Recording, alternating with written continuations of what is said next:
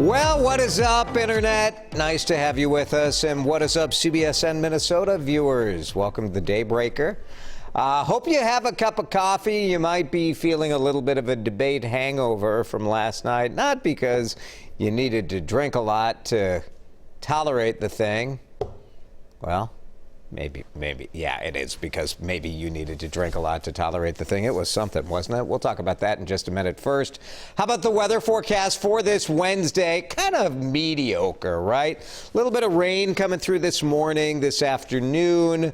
Another chance for isolated showers, scattered clouds. We're in the upper 50s today, so another below average temperature day. And the clouds and the drizzle is probably going to make, well, you know, doesn't it? Maybe it feels right. Maybe it feels right. Did you watch the debate last night? We're going to talk about that. If you didn't, congratulations. Usually this is one of those things in the morning on the news will be like, if you missed the debate tonight, last night we have the highlights for you. Today I would say if you missed the debate last night, you did the right thing. So some of the words being used to describe it: chaos, messy. There's a word that rhymes with, well, it ends with show. You get the idea. That's how some people are describing it. President Trump and Joe Biden pretty much throwing insults at each other the whole time. Here's how people said the debate made them feel in the CBS News Battleground Tracker poll. 69% said they felt annoyed. 31% entertained, 19% pessimistic, 17% felt informed. Because, you know, for voters, it's not always about positions. Perhaps it's about style. Perhaps it's about the way you handle conflict or adversity. So we wanted to know how you feel about it.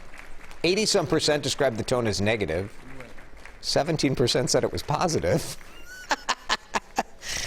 Oh, gosh. Yeah, it was super positive tone, real uplifting, real kind of new day in America feeling, wasn't it? How did you feel about the debate? One word. Describe the debate in one word. We will read through some of your answers in a moment. Just put that on the WCCO TV Facebook page. The debate was full of interruptions, personal jabs, contentious exchanges. Nice to see these young, spry Americans just kind of talking about issues and making you feel good about where our country's headed. At one point, Joe Biden had just had enough of the president's interruptions.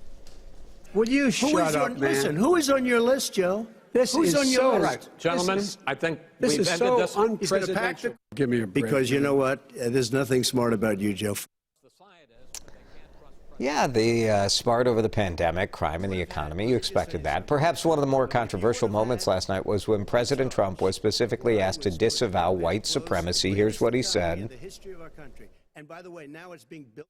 I'm willing to do anything. I want to see peace. Then do it, sir. Say it. Do it. Say it. Do you want to call him?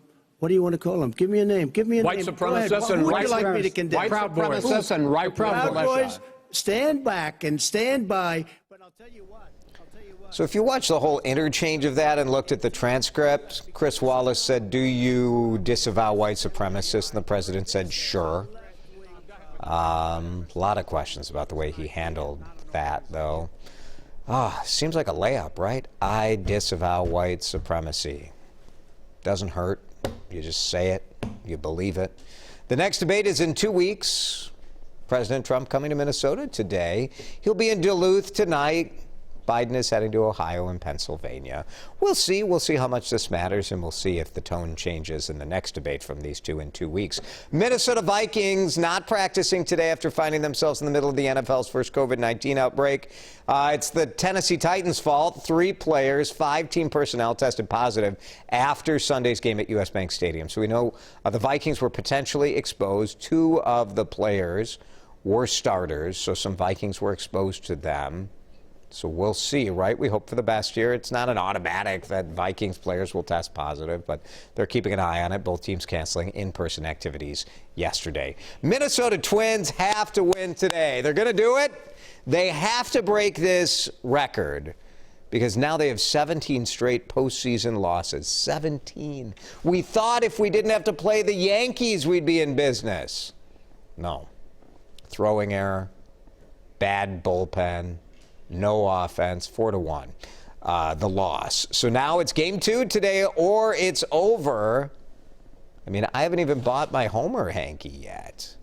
So let's go Twins today at noon. We'll be cheering for them. We need some joy, don't we? We need some positivity. So let's get a Twins win. We want to update you on the wildfires that have been burning throughout California's wine country. For years, I've been tracking Minnesotans who have moved out to California, opened wineries, and 2 of them are fighting for their properties. Thousands of people forced from their homes. At least 3 people have died. Fire has destroyed hundreds of homes. So we spoke with some Minnesota natives who watched the Cal fire crews save their property. It was really kind of harrowing here because we actually had fire encircling the vineyard, encircling the house, encircling the winery. And we had a fire truck on each side of the property to help fight and contain it. Whew, Dwayne and Susan Hoff, great U of M alums. They own Fantasca Estate and Winery. They say it's too soon to tell what's going to be the result of the grapes. Pinot Noir grapes have largely been harvested, so California Pinot is going to be all right, but I will be real surprised if there's much of a vintage of Cabernet Sauvignon from 2020. All that smoke is going to damage those grapes for sure. It's time of year a lot of us were kind of keeping our eyes open for deer, right? Deer running across the roads or whatever. Looks like a driver encountered a cougar on the highway in Bloomington. DNR sharing this. Look at this paw. How scary was it for this driver when this cougar, 115-pound cougar, comes running across 494 and 35W? The driver hit that cougar. The cougar is dead. The DNR says they'll run some tests to try to get a handle on where the cougar came from. They are thinking right now probably came from the Dakotas. Are you ready? Do you need some music? Can we give you maybe some violin music, some strings, some viola? Minnesota Orchestra rehearsing for a new season, even though the seats at Orchestra Hall will be empty.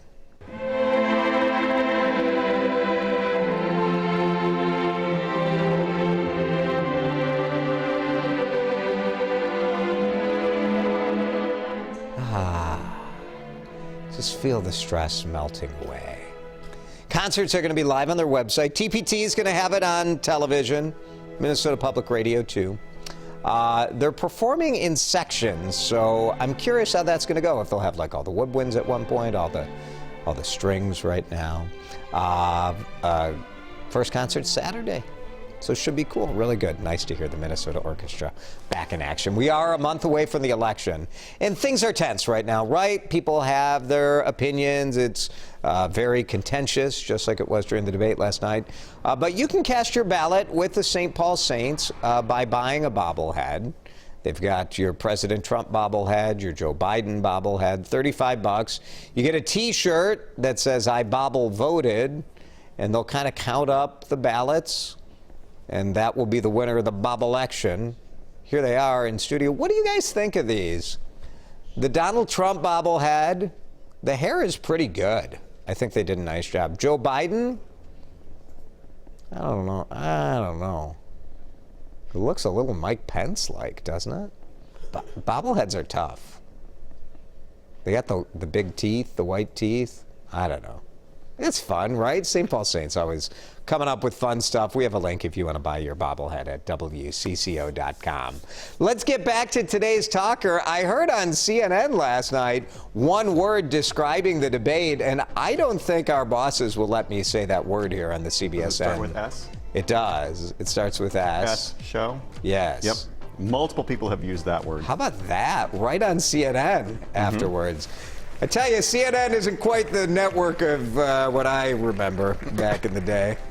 I don't think you need to say that on TV, do you? No, but on Facebook, anything goes. Yeah, say what you want on Facebook, for sure. Eric's here. Any good words to describe this? Zero. There are no good words. No, nobody's happy with this one. Yeah. Jackie said awful. Paula said uncontrolled. Vicky said embarrassing. Sandra said children. Yeah. It was bad. It was so bad. I mean, but with one word, I mean, you can only just describe it. You can't say who's to blame. That's true. Well, the president was certainly leading the parade of interruptions, but hearing Joe Biden tell Donald Trump to shut up, man.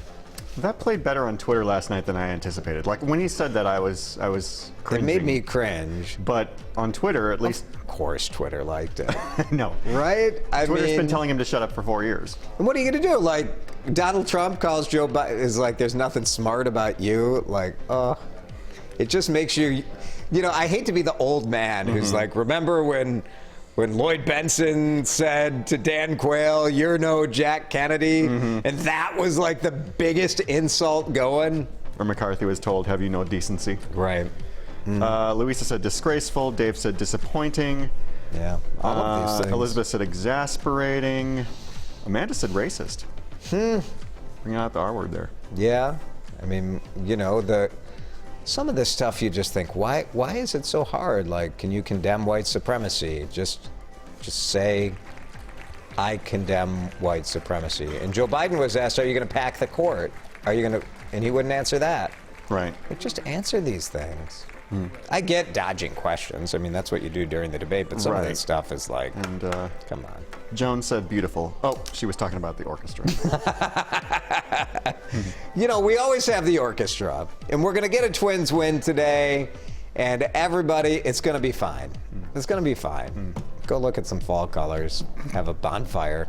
I'm going to a soccer game this afternoon in Elk River. Say hi if you see me out there. Say, hey, we love you on the CBSN Minnesota Daybreaker. From your only local streaming news source, we'll see you again same time tomorrow.